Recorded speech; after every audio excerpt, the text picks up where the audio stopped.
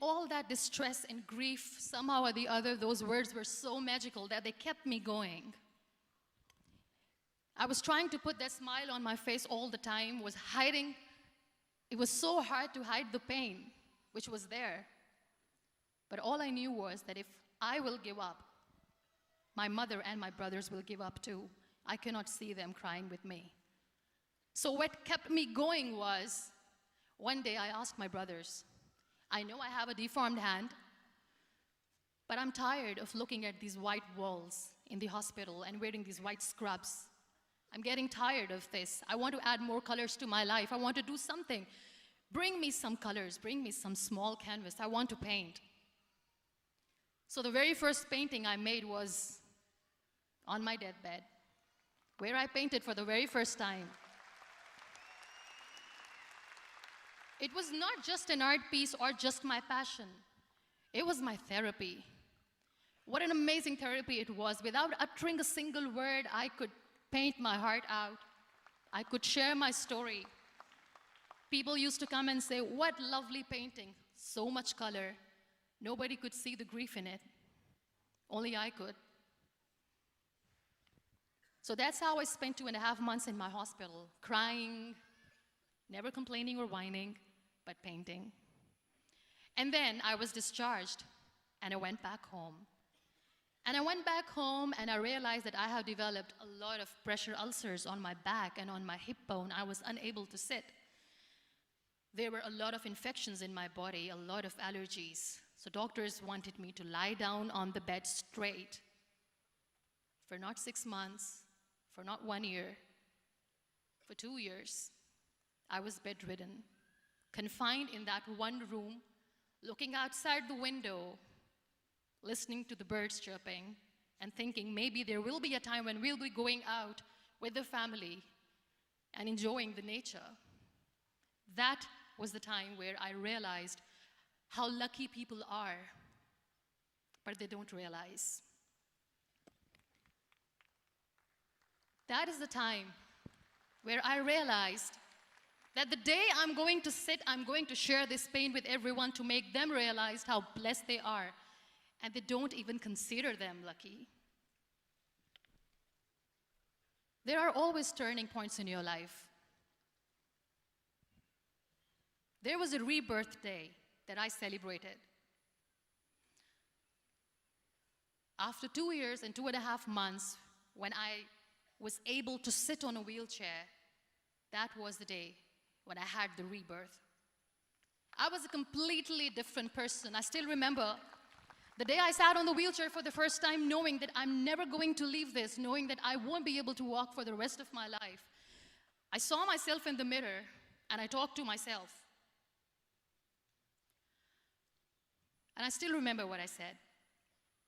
I cannot wait for a miracle to come and make me walk. I cannot sit in the corner of the room crying, cribbing, and begging for mercy because nobody has time. So I have to accept myself the way I am. The sooner, the better. So I applied the lip color for the first time.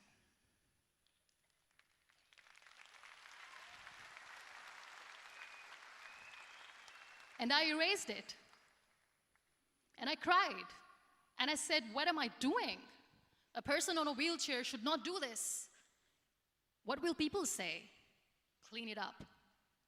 Put it again. This time I put it for myself. Because I wanted to feel perfect from within.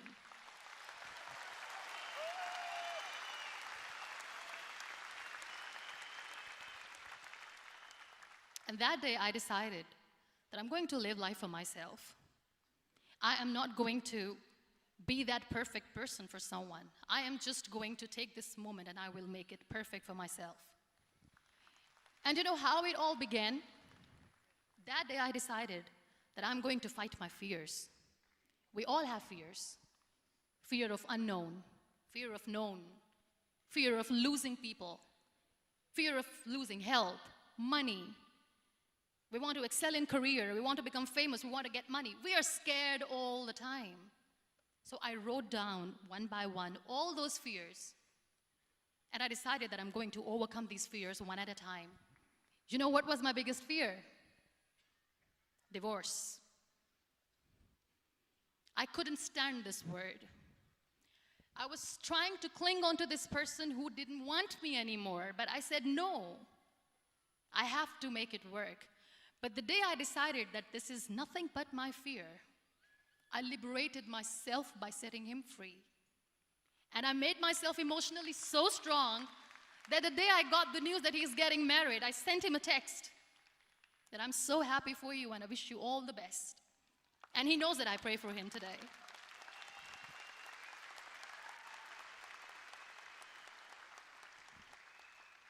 My biggest fear, number 2, was I won't be able to be a mother again. And that was quite devastating for me. But then I realized there are so many children in the world, all they want is acceptance. So there is no point of crying, just go and adopt one. And that's what I did.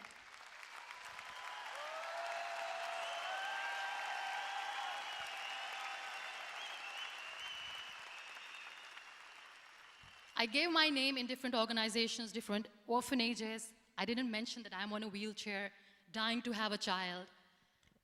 So I just told them that this is Muniba Mazari and she wants to adopt a boy or girl, whatsoever, but I want to adopt a kid. And I waited patiently. 2 years later, I got this call from a very small city in Pakistan. I got a call and they said, are you Muniba Mazari? There is a baby boy and would you like to adopt? And when I say yes, I could literally feel the labor pain. I said, yes, yes, I am going to adopt him. I am coming to take him home.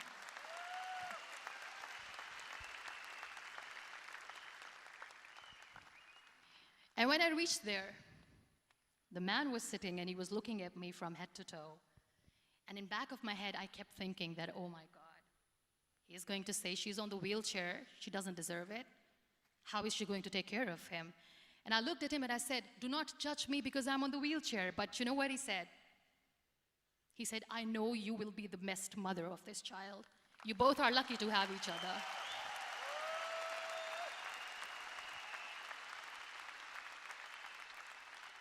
And that day, I was 2 days old, and today he's 6.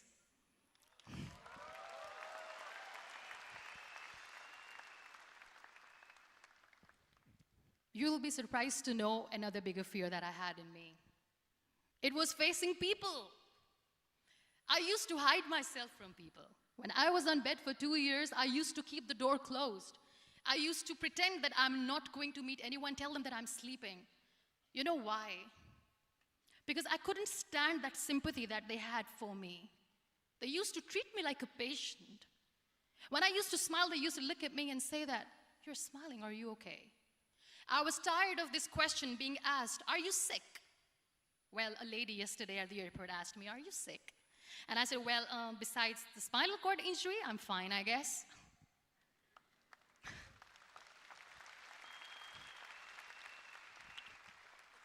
But those are really cute questions. They never used to feel cute when I was on the bed.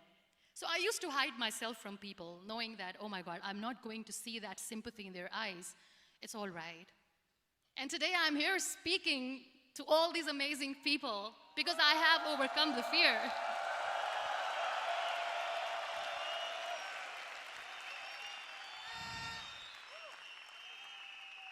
You know, when you end up being on the wheelchair, what's the most painful thing?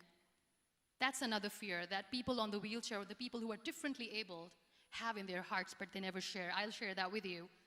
The lack of acceptance. People think that they will not be accepted by the people because we, in the world of perfect people, are imperfects. So I decided that instead of starting an NGO for disability awareness, which I know will not help anyone, I started to appear more in public. I started to paint. I always wanted to. I have done a lot of exhibitions. I'm Pakistan's first wheelchair-bound artist. I have done a lot of modeling campaigns, different campaigns for brands like Tony and Guy. I decided that I'm going to join the national TV of Pakistan as an anchor person, and I've been doing a lot of shows for the last 3 years.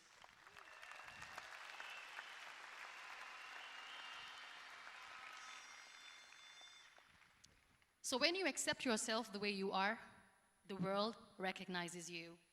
It all starts from within. I became, thank you.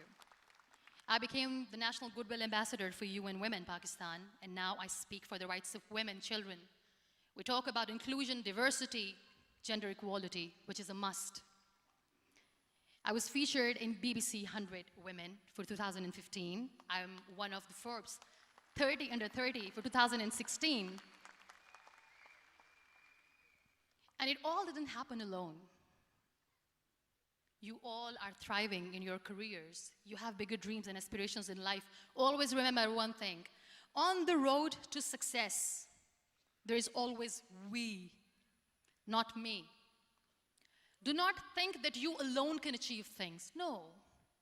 There is always another person who is standing behind you, maybe not coming on the forefront, but behind you, praying for you and supporting you. Never lose that person. Never.